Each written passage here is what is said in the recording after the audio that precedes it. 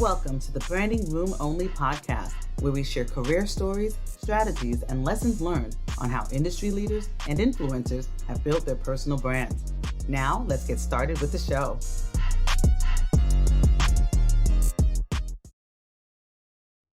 Hi, everyone. It's Paula Edgar, host of Branding Room Only, where we have conversations with influencers and experts about personal brands, lessons learned, how they built them, things that they shouldn't do, things that people shouldn't do.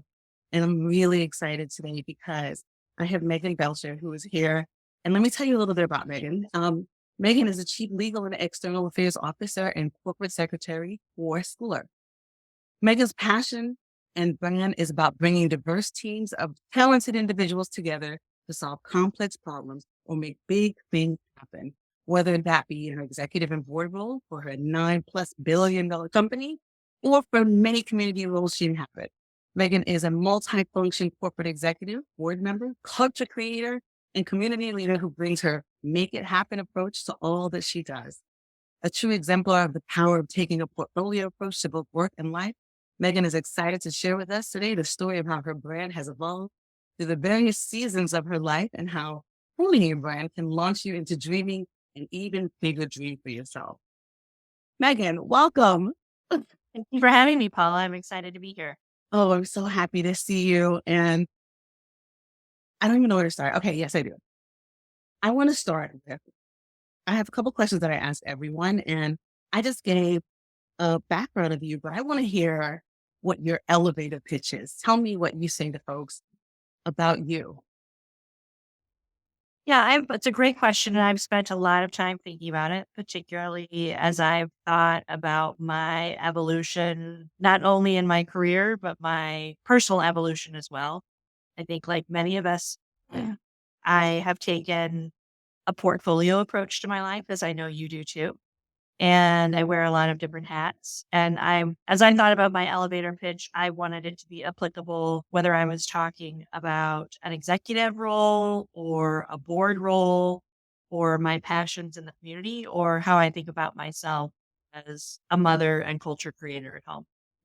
So I really define myself as someone who can wear a variety of hats and who is really at all times focused on building the right teams with inclusive cultures that really make things happen, whoever the stakeholder is. So that could be for Scoular, it could be for Yakima Chief Hobbs, where I'm a board member, it could be for the nonprofit boards that I serve on, or it could be for my 2 young children. And that is really about facilitating significant opportunities for all of them and solving the most complex problems when they arise. I love that because culture creators is sitting with me. I'm like, yes, that's exactly right. And I think about, you and I met through Miss JD, which is an organization that we both are very passionate about. And when I think about your impact in that organization, just in the time that I've known you, it is very much what you are emphasizing to all of the women law students or lawyers, how important it is to invest and to be a part of culture creation and culture shifting. And I think that really rings true to me in terms of you being a culture creator and a make it happen person. So thank you for sharing that. So we're talking about personal branding, and it's something that you and I have connected on many times. And so I wonder, how do you define personal brand?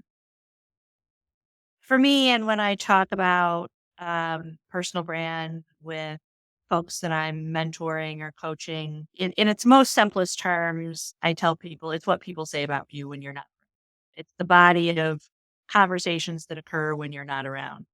But at its core, it's really the set of feelings and impressions that your stakeholders have about you and on which they make decisions on when and how they will engage you and if they will rely on you.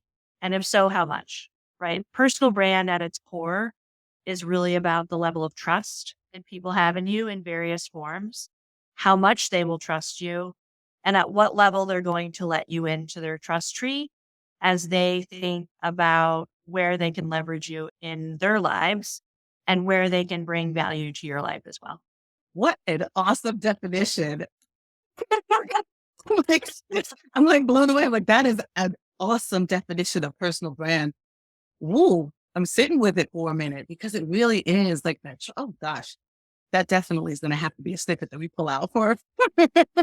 Like, good, we're not 3 minutes in and you're like dropping gems already. And I knew this is going to be awesome. Okay. So tell me how you would describe yourself in 3 words or short phrases. And yes, I'm going to distill this down to just a very basic phrase that my team or anyone that knows me or works with me will hear me say all the time. Mhm. Uh, Make it happen. So my approach to life is endeavor to make it happen in the big and small ways. Mhm. And that is my expectation for my teams. I like to hire make it happen people who can deliver and deliver it in high integrity ways, under the kind of cultural window that we create here at Schooler and in the other communities. Ugh, I'm I'm thinking about make it happen as like a mantra and a directive. And like it has so many good actionable ways of sort of being and an expectation. It's all of those things. So what then, if you have one, is your favorite quote? I think you and I share a deep passion for driving inclusion more universally, but in particular in the practice of law. And specifically, I think you and I both have a passion for lifting up women in the practice of law. And that has been a long time focus for me. And I'm certainly brought that focus to now serving in a C suite role and as a board member. And when I was thinking about this question, really my go to quote is that women belong in all places where decisions are being made, which is a Ruth Bader Ginsburg quote. Mhm. And I think that that distills so much of my personal investment time and my personal passion. And I think it is still very much an opportunity for us globally and something that I think we can all look to as an inspiration as we look to getting an inclusive and diverse set of perspectives at the table. I mean, there's never a time when Brooklyn's own RBG is not okay for folks. Right? And for those of you who are not watching on YouTube, Megan has a picture of or a painting She's of always over my shoulder. my somewhere, and it is an awesome, awesome view. So thanks for that. Okay. Speaking of Brooklyn, hype songs. What is your hype song if you have one? And I'll explain it because I like to tell people the difference. It's either the song that's playing when you know you've got to get it done, make it happen, or if you're not having the best day and you want to hype yourself up. What's your hype song? And it could be more than one. So I would say they definitely evolve over time, but our current ones, and we really have, we are there is a household of three of us, Mhm. and we definitely share a family hype song. And one would be LaRue's "Bulletproof." That's kind of our current hype song, and Lady Gaga's "Born This Way." Yeah, great. I'm gonna create a whole season full of well, some of you gave like 91 songs, but I'm gonna create a full playlist of You songs. need a Spotify list for your podcast of all the hype songs. 100% will be happening. Okay. So you've already started talking about some of the ways in which your brand is sort of impactful, both in the work that you do and the work that you do in the community and on boards, et cetera. But talk to me about how you believe your brand has evolved and changed over the course of your career, whether it be organizationally or through your board work, et cetera. I recently pulled together for Ms. JD a personal brand kind of discussion and workshop that really made me think about the different seasons of my life. And I would say my personal brand up to this time has had really 8 very distinct seasons, right? Based on really material things that were happening in my career or very material things that were happening in my personal life.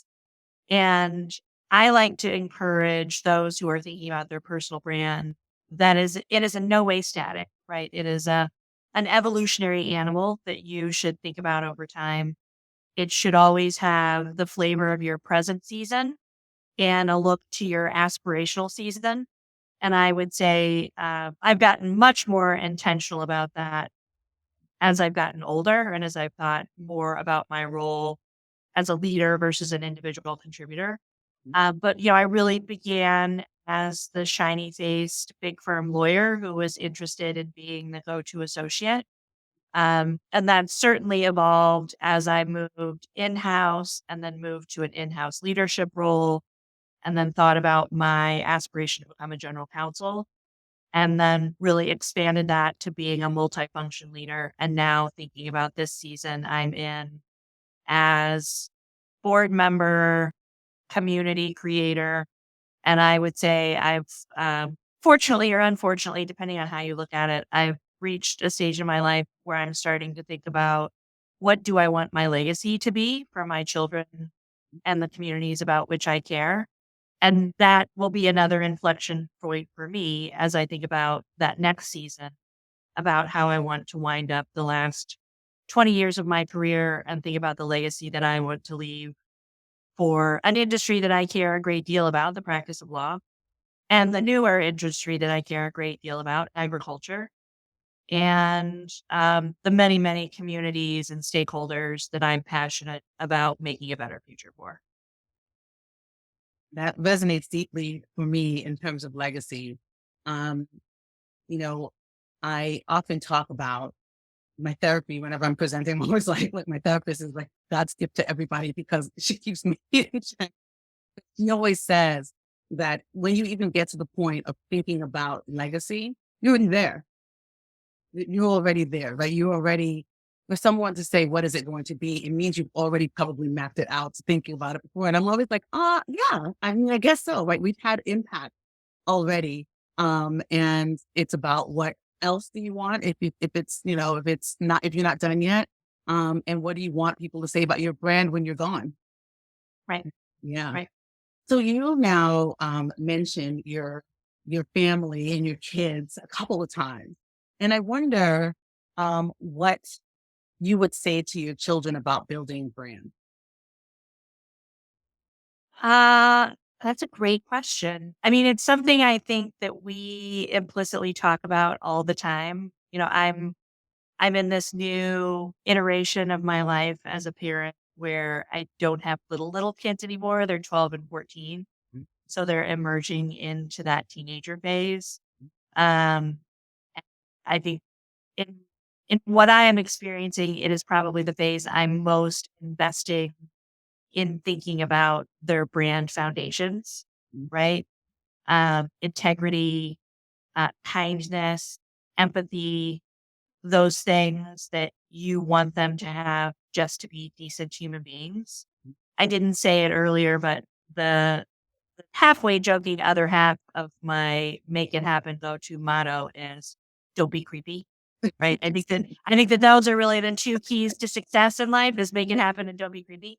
Um, and we spend a lot of time just discussing and for me trying to show up as just a good human being who delivers. Mm. I would say as I've gotten more nuanced in understanding the real complexities of the world and the real inequalities of the world, I'm also trying to deliberately instill in them an understanding of the value of hard work, but for them to understand and not get caught up in um, the story that their hard work is going to be responsible for all of their success because they come from a real place of privilege. Mhm. And I don't want them to get kind of sucked down into what I think can be a very expansive myth that we have in the United States about hard work getting people all the way there without recognizing the privileges that you also bring with you that others do not have.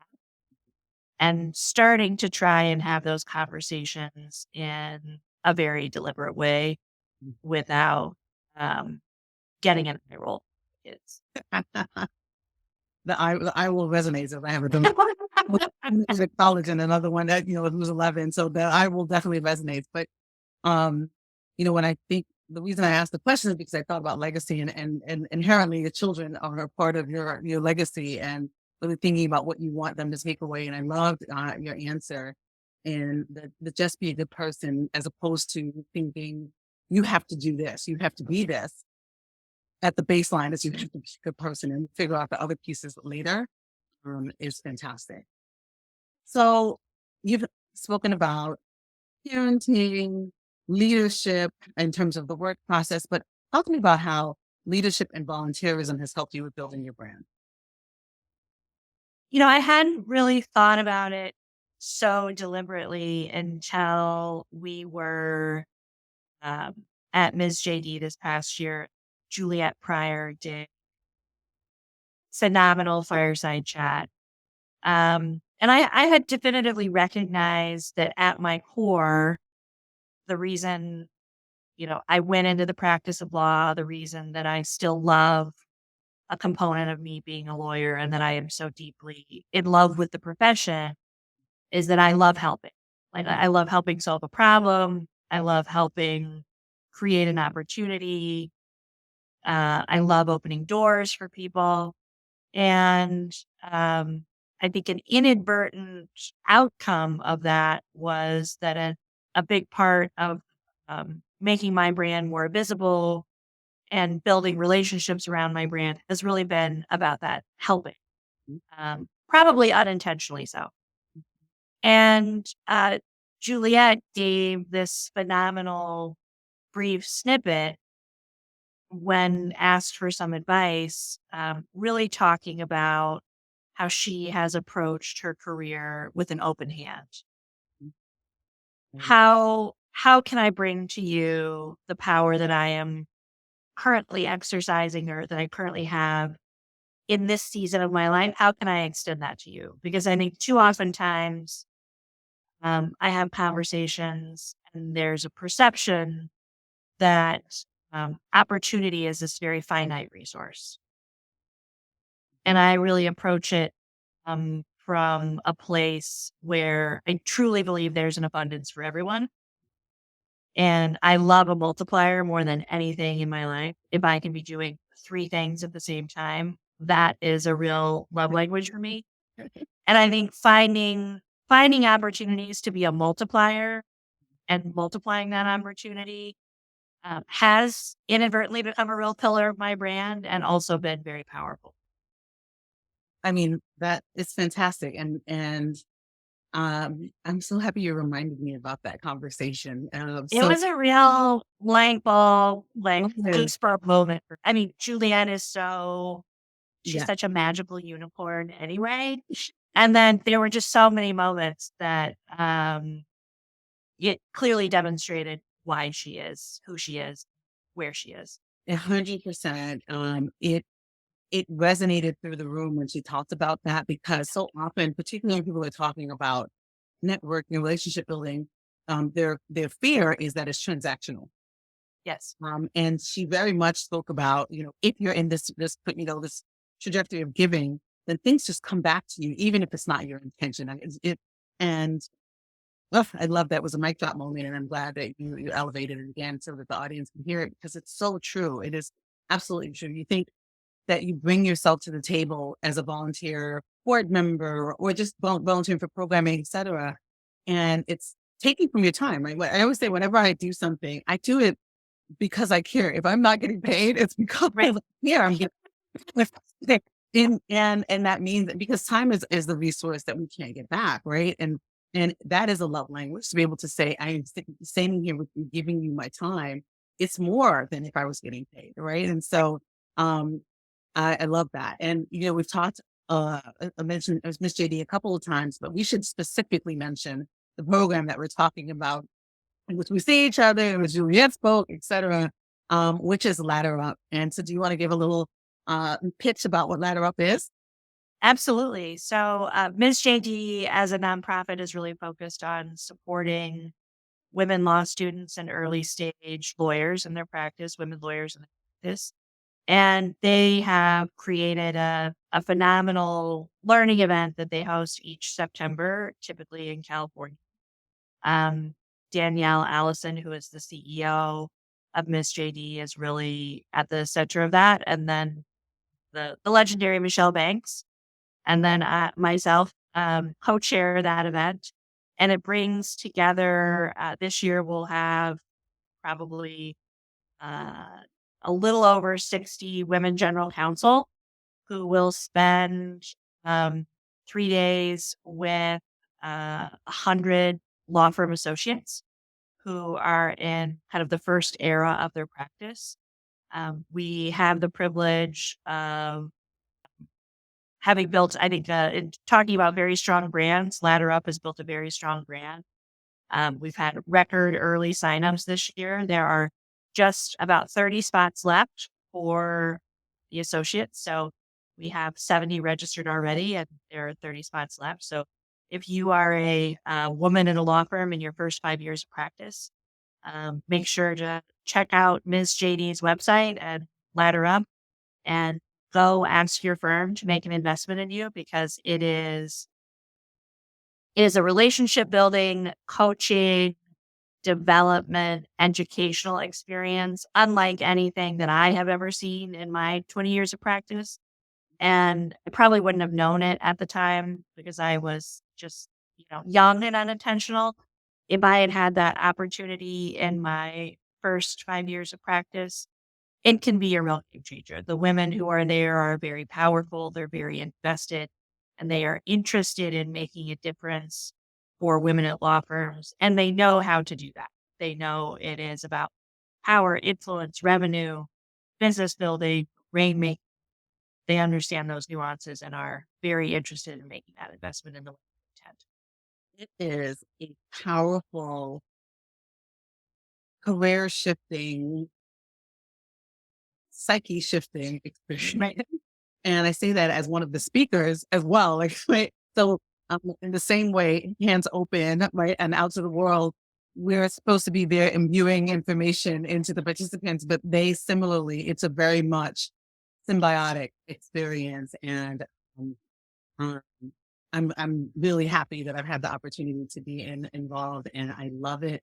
And so that was a great pitch for it, and we will make sure we put the links and everything in the show notes so that folks Thanks. And have. thank you for your support, Paula. You literally blow the doors off every year. So thank you for always being just a world-class, huge lift and keynote each year. And the feedback we get about what you bring to the table is always, uh, I mean, it could not be better. It really is just so amazing. Megan, don't bring that. And then I started crying in my podcast, y'all. I very much appreciate it, and thank you. All right, so talk to me.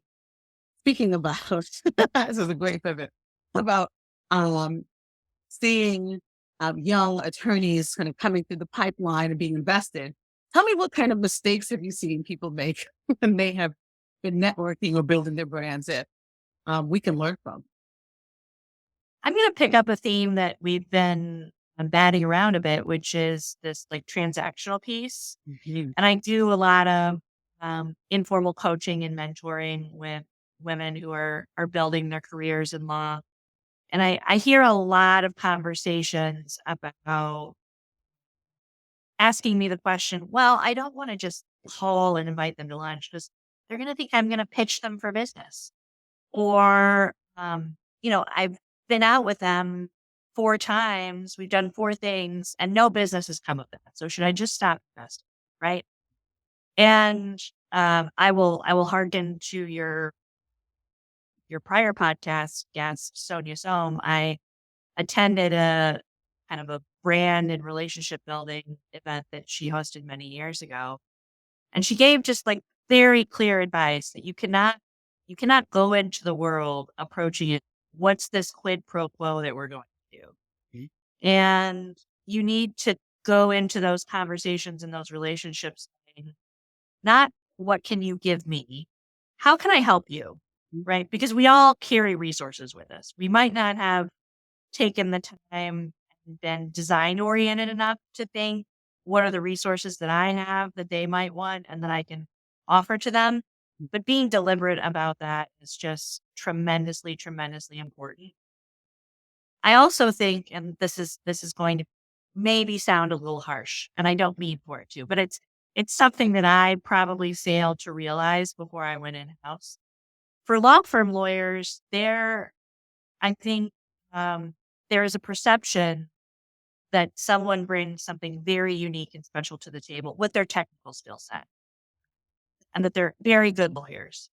And I want early stage lawyers and even like young partners or partners who are aging into their practice in new ways to understand there are thousands of good lawyers. Mhm. Yeah, I'll give an example. I'll give labor and employment lawyers that I love, right? All of whom are great. Mhm. Um, I am, I am going to pick the ones that I think bring something extra to the table, who can get into my space and be deeply empathetic with what I'm navigating, not only as a lawyer, but as an executive, as a corporate leader, um, understanding empathetically what my company is going through. So if you think you are going to make the business case for why you should be a destination for work solely based on being a phenomenal technical lawyer, you're missing out on most of the picture. Mhm. So think about what the niceties are that you also bring to the table and the deep empathy that you can bring to the table for your client or potential client. And I think that you will find to be pretty transparent. 100%. I always say it's not just the what you do, it's how you do it that is transformative, that sticks with people. Because to your point, we have so many people who, we all know, particularly in the legal profession, who have the same resume, essentially, Right. right? It's the other thing that they do, how they impact the world, that makes them special and magical. Not the rule of perpetuity. Right. No, no, no. Okay. Tell me something that's telling me that I need to ask you about this. Tell me about what you think the people who work for you would say about you as a leader in your brand, other than make it happen. Like, what would they say about you that makes you what I think is a fantastic leader? I think I'm very transparent and really come from a deep place of inquiry to understand what are their lives in a 360 degree, right? Because I don't think anybody comes to their career in this vacuum. I'm a career person from 8 to 5. I'm a single parent. Um, I'm managing aging parents. We all wear these hats that are all about resource allocation. So I think they would say that I am genuinely curious in a thoughtful way. So I don't want to extend in anyone's boundaries about their life from a 360-degree perspective. And I'm genuinely, humanly, empathetically interested in helping them achieve whatever the dream is that they have for whatever the season is that they're in. So that could be a career dream. It could be navigating kids through a complex time. Could be navigating their partner through a complex time. It could be a season of self-care, right? I'm genuinely interested in understanding and trying to gather data and emotion that I think will help me understand, and then being a multiplier for them, leveraging my network, my influence in the organization to try and help them achieve against whatever that dream is. Oh, love it. I knew I was supposed to ask you that. Just not the things asking them. I want to be transparent. I didn't invent that. Mhm. I am very much a product of people in my life, in my career that have done the same, Mhm. which has been a tremendous privilege that I've had, which candidly has been an incredible advantage that got me to where I am. So I'm interested in paying. Which brings up something that I know that you are, invested in as well, which is mentoring and sponsoring. So I'm glad you brought up the sort of pipeline of who invested in you to get you to the space where you can invest in others. Um, is there anything that you sort of reflect on when you think about mentoring and being a mentor? How you would um, recommend that folks be open enough to um, I think not be, what am I trying to say? Not be so, I'm drawing, but y'all can't see it if you listen. not to be sort of in the box when it comes to opportunity or even where the direction of their career is going to go. So anything that you want to reflect on in terms of what you've learned as being mentored or what you know, in view amongst your mentees about that.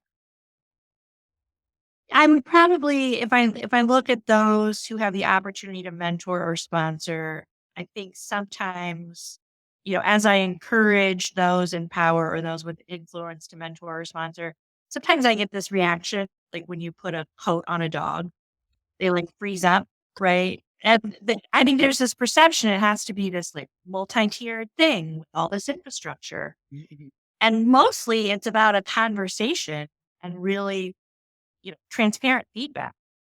There's no more powerful tool you can get in your career, really good feedback, right? Sometimes it will drive you to drink, but that doesn't mean it's any less powerful, right?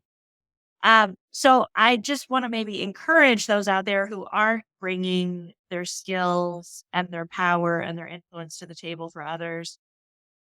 Don't over, right? You can start with a coffee, start with a lunch, just start, right? And I guarantee you'll find your way.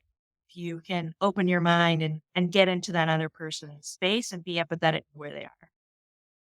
For the mentees and the sponsees on the other side of that coin, be open to the people. Be clear that you're open to the people and then get action oriented. And my advice to you is also does not have to be that complicated. If you commit to going and having a relationship building lunch every other month, by the end of the year, I guarantee you those 6 new relationships will have brought you something probably pretty transformative. So the safest investment you're ever going to make is one in yourself. And in my experience, if you look at any major turning point in my career, it was largely due to a transformative sponsor. Someone who took my brand, made some trust decisions based on it. Because a sponsor-sponsee relationship is about delivering as much to the other as it is vice versa. And took a bet on me based on that brand Mhm. and gave me an opportunity that really changed the trajectory of my career at each point. Um, I can clearly say I am the product of influential sponsorship in in so many different ways, including male allyship, which this stage in my life um, is probably the most powerful career advantage. Mhm. Mm. Um, somebody said to me recently, I'm still sitting with this as an analogy, but, but that a sponsor-sponsor relationship is like a kangaroo, and the sponsor is but they're always together, whereas a Yeah, mentee is hand holding, yeah, and I would agree with that. I would agree with that. it's just the visual for me. I was like, okay. Um, all right. So you said that sometimes getting feedback will drive you to drink. Talk to me about what brought you to start to convene women with drinks among friends. Yeah, I was at a really interesting place in my career. I had gotten my first really big in-house job at a very large company. I had had the opportunity to go through just a very high-end executive coaching program. I'd had the opportunity to go through a program that doesn't exist anymore, but a group of us went through called Project 5165 that was focused on developing women general counsel. That was amazing. And I live in Omaha, Nebraska, which um, is not a legal industry power structure that is rife with women, people of color, in the power positions. And I had long wanted to become part of the power structure and be influential in the Omaha legal community, but didn't really want to do the things that would take under the current structure, right? It Mhm. was going to require me to, I think, flex into things that were not authentic for me. And I was very interested in changing what power structure was in my local legal community while bringing these very expensive things that I had gotten to the table for everyone. So in really a multiplier win, my very favorite thing, Mhm. I brought women together in the Omaha legal community and crowdsourced our resources, you know, called it Stone Soup for Women Lawyers. We brought all our resources together really for the common good. And we started getting together around development opportunities. We would bring in speakers, we would offer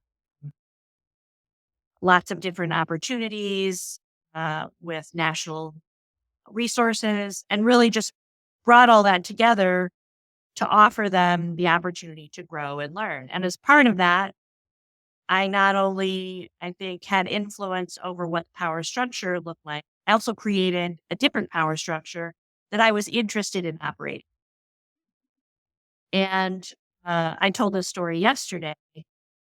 I would encourage those who are listening, and particularly, I think, women in law, where we still face many infrastructure complexities, to say, don't just limit yourself to the power structure that's in place when you're getting design oriented about how you can find your authentic path to leadership.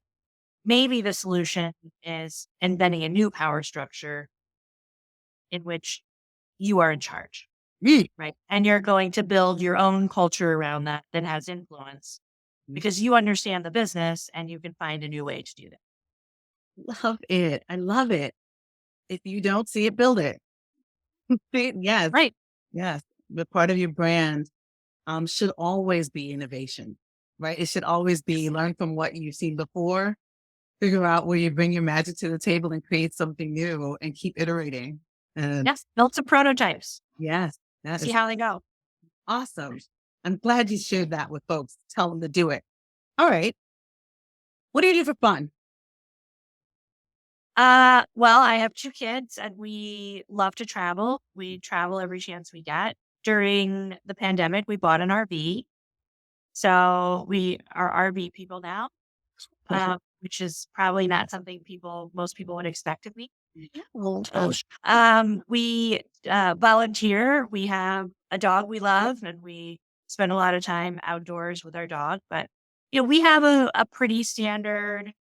I'm a big believer, no matter where you live, like your life is your life, no matter what. Like you're still getting to the dry cleaner and doing things like that. But, uh, we try and spend as much time together as a family unit as we can, and getting as much out of our time together by getting away, traveling, experiencing new things, and then when we can, giving back to our communities that we care about.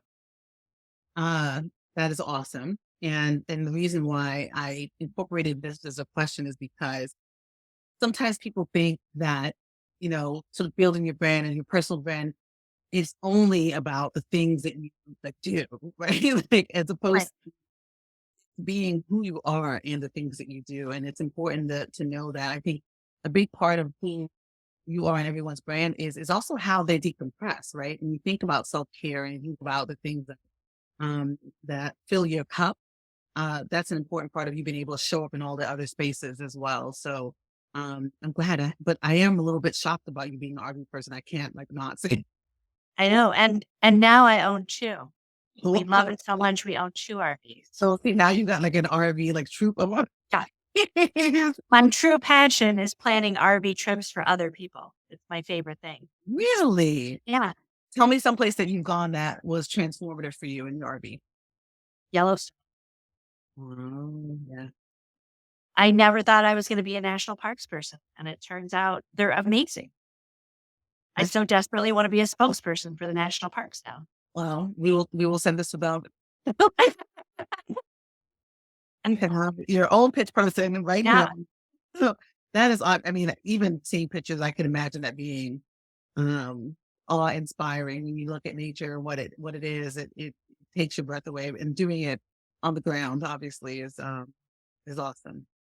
So you spoke about, how you use Strengths Among Friends to bring PD the opportunities to folks. And I really think that, we talked about Ms. JD and Ladder Up and the importance of professional development and convening communities.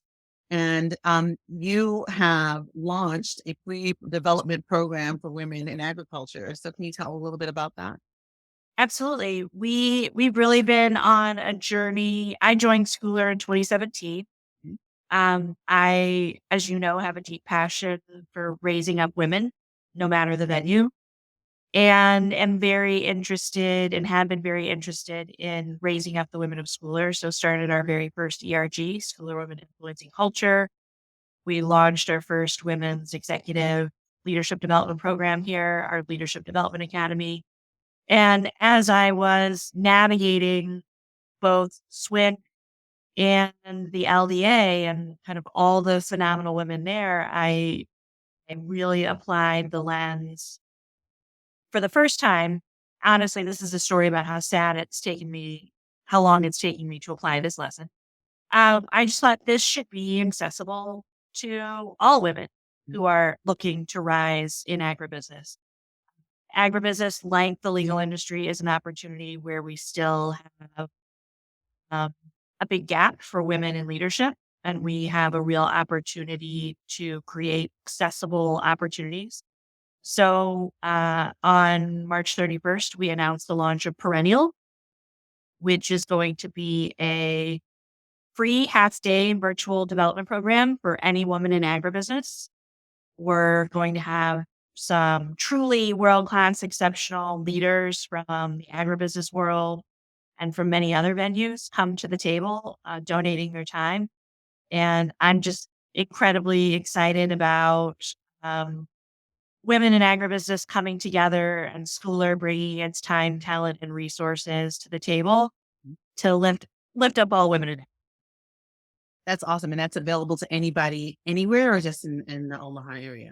anywhere, anywhere in the world.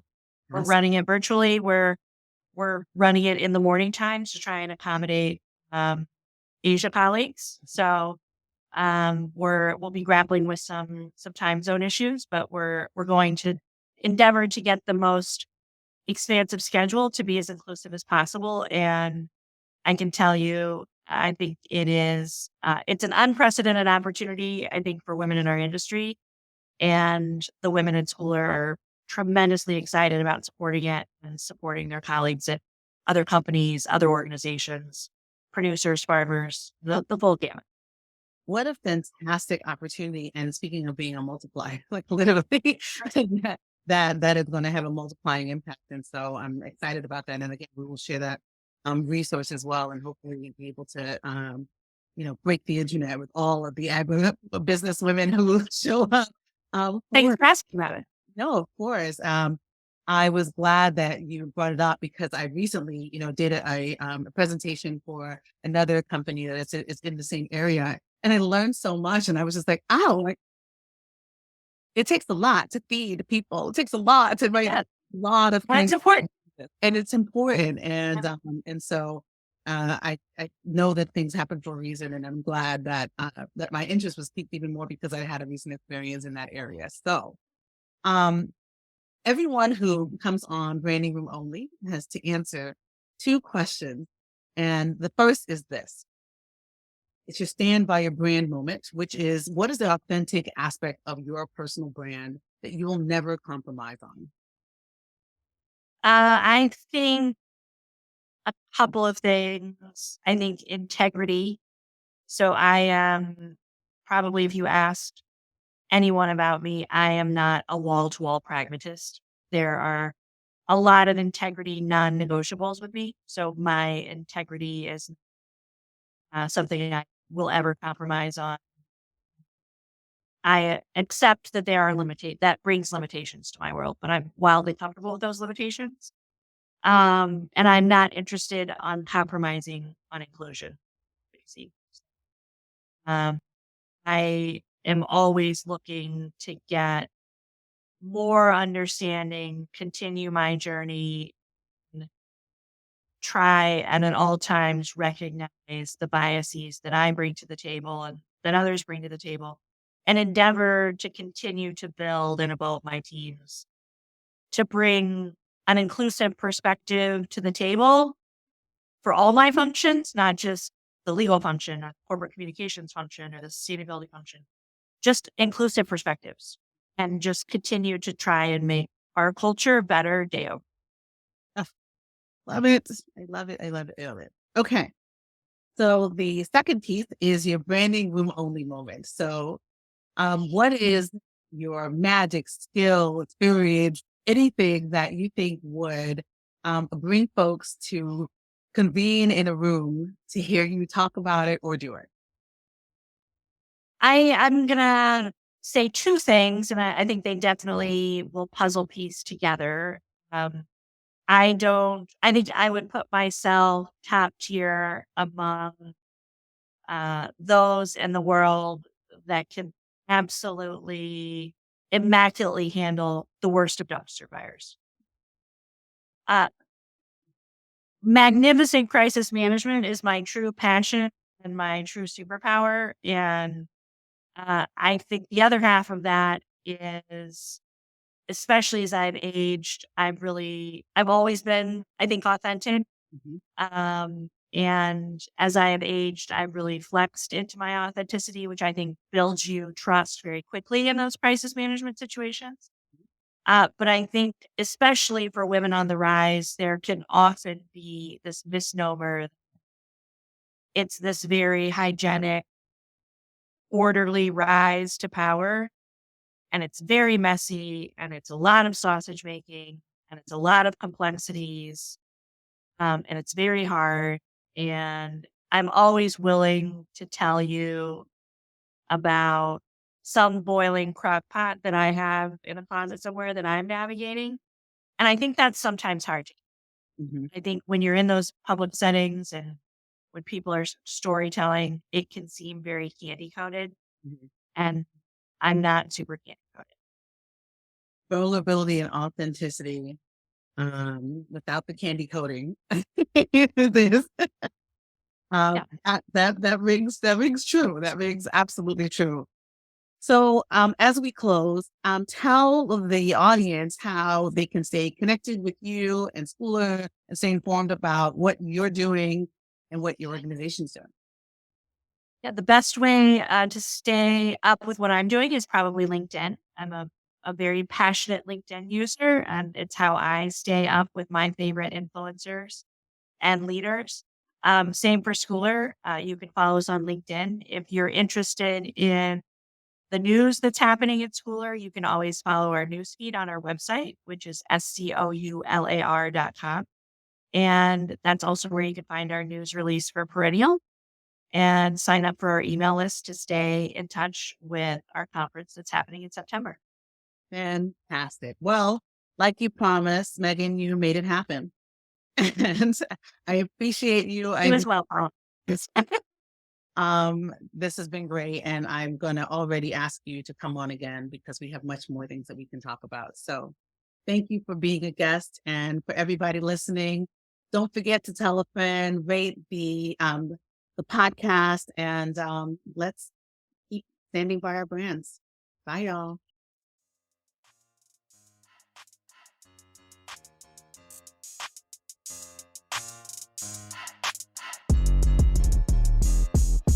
Thanks for listening to the Branding Room Only podcast.